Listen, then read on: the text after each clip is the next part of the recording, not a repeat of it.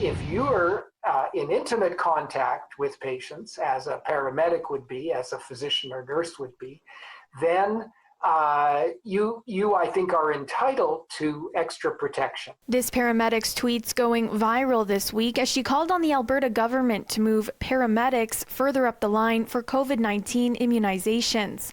She says they've been given a tentative date for April 2021, but it should be sooner due to the constant interactions they have with people who have the virus. This bioethics professor says the paramedic has a valid point. Maybe that the extra protection you get against your becoming infected will also help to protect the patients with whom you deal. And that's why they should get higher priority. In her tweets, Jess details the high-risk situations paramedics experience, increasingly so in the times of a pandemic, as they attend facilities with outbreaks and spend time with COVID-positive patients in ambulances, as well as deal with symptomatic patients not wearing masks. In Alberta, critical health care and long-term care workers and those living in long-term care are getting the vaccine first. Other frontline workers, including emergency responders, are in the next grouping, set for spring. It will take time to get enough vaccine to offer to everyone who wants it. Please be patient while we all wait for our turn.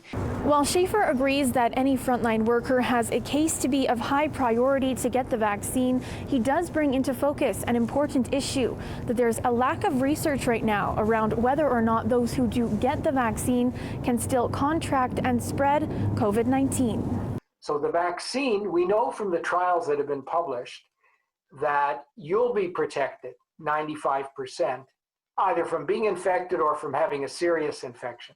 But they haven't yet checked to see whether your protection means that you can't also pass it along to someone else. Jess is not the first person to raise the alarm about paramedics not being included in the first group of people getting immunized, that even as their counterparts in New Brunswick start getting vaccinations.